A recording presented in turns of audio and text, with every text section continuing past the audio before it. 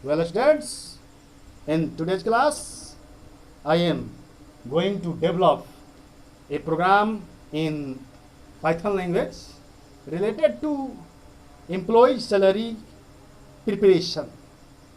Program is write a program in Python to calculate employee salary on given condition.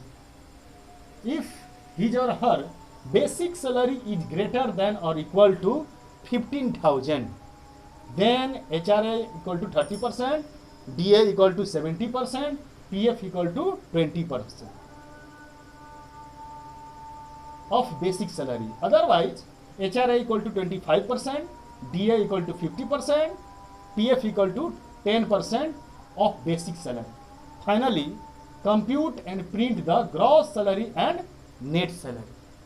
तो अगर आप किसी office में एज ए प्रोग्रामर या एज ए मैनेजर के पद पे काम कर रहे हैं, तो आप चाहते हैं कि हाँ एम्प्लॉयज़ का हम सैलरी बेसिक सैलरी एंटर करें और उसकी टोटल सैलरी, ग्रॉस सैलरी और नेट सैलरी हमें कंप्यूटर के द्वारा प्राप्त हो जाए। तो यहाँ कंडीशन के आधार पर निकालना है कि अगर एम्प्लॉय का सैलरी 15,000 या 15,000 से अधिक है तो उस बेसिक सैलरी पर DA देना है 30% और ये HRA 30%। HRA यानी हाउस रेंट अलाउंस, DA यानी डियरनेस अलाउंस, महंगाई भत्ता 70% देना है ना।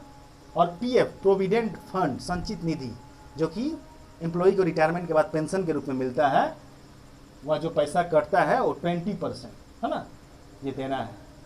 अगर 15,000 से कम है तो दूसरा कंडीशन लागू होगा, वहाँ HRA 25%, DA 50% और PF 10%। यह क्लियरली प्रोग्राम डिसीजन मेकिंग का प्रोग्राम है जिसमें हम इफ एल्स स्टेटमेंट का यूज करेंगे।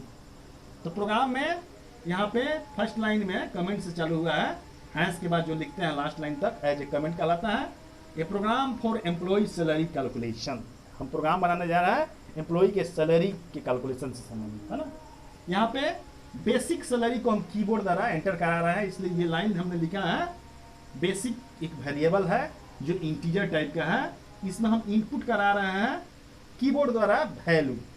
तो एक प्रॉम्प्ट आएगा enter basic salary of employ, जो हम वैल्यू देंगे वह इनपुट के रूप में ये इंटीजर में कन्वर्ट होकर बेसिक नाम के वेरिएबल में स्टोर होगा। अब इसी बेसिक पर और जो सैलरी का ये HRA है, DA है या PF है या GS ग्रॉस सैलरी या नेट सैलरी निर्भर कर रहा है।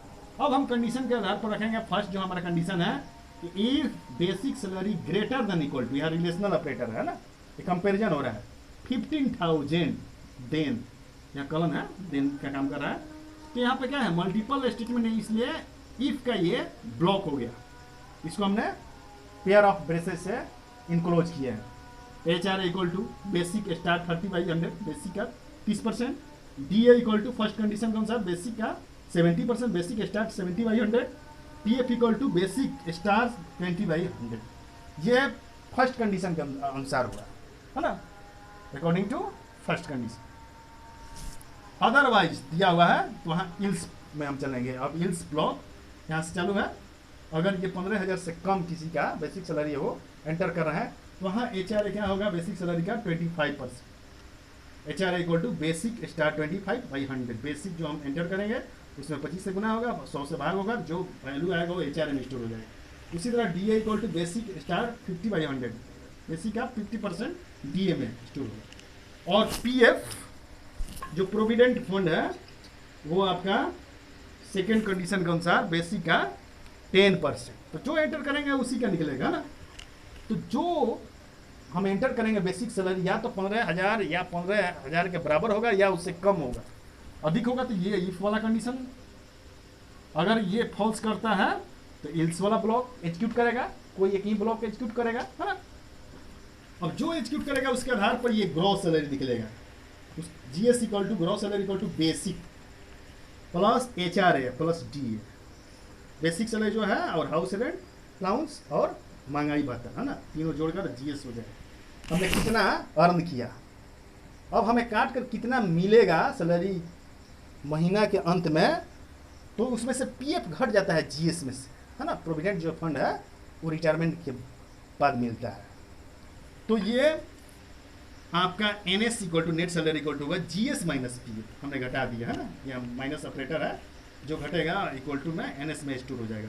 अब हमें जी एस ग्रॉस सैलरी और नेट सैलरी प्राप्त करना है कि हमने कितना अर्न किया और कितना हमें हाथ में मिल रहा है ना।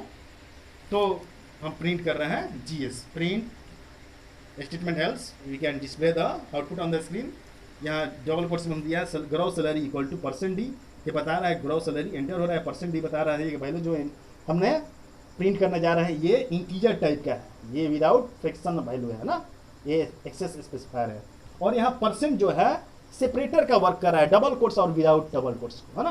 परसेंट डी दिखेगा नहीं, ये वैल्यू इंटीजर टाइप का ये स्पेसिफाई होने जा रहा है, ये डिक्लेयर कर रहा है। और जीएस में जो वैल्यू है इसलिए हमने जीएस को विदाउट डबल कोट्स में दिए हैं।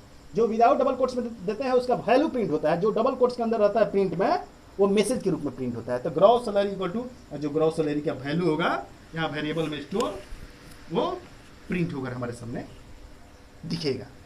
और साथ में ये प्रिंट कर रहे हैं हम नेट सैलरी, तो net salary equal to percent D फिर और परसेंट एन एस, तो नेट सैलरी इक्वल टू दिखाएगा जो नेट सैलरी का वैल्यू है प्रिंट होगा, है ना। तो इस तरह से हम बेसिक सैलरी एंटर करेंगे और फटाफट सिस्टम के द्वारा ये सारा H R A D A है ना, पी एफ, ग्रॉस सैलरी और नेट सैलरी निकल जाएगा। इस तरह हमें बार बार मैथमेटिक्स के अनुसार कैलकुलेशन नहीं करना पड़ेगा, एक बार प्रोग्रामिंग सेट कर लिए तो हमारा ये वर्क कई वर्षों तक हम उसके आधार पर अपना काम आसानी से परफॉर्म कर सकते हैं। इस प्रोग्राम में आपको ये फाइंड करना है कि इसमें कमेंट कौन सा लाइन है, कितने वेरिएबल हमने दिया है ना, और इसमें हम किस डिसीजन मेकिंग ब्रांचिंग स्टेटमेंट का यूज किए हैं इस प्रोग्राम में, है ना, और इसमें कितने वेरिएबल्स हैं ये आपको बताना है। ये होमवर्क के रूप में मिल रहा है। आज यहीं पर इस कक्षा का समापन होता है। धन्यवाद, नमस्कार।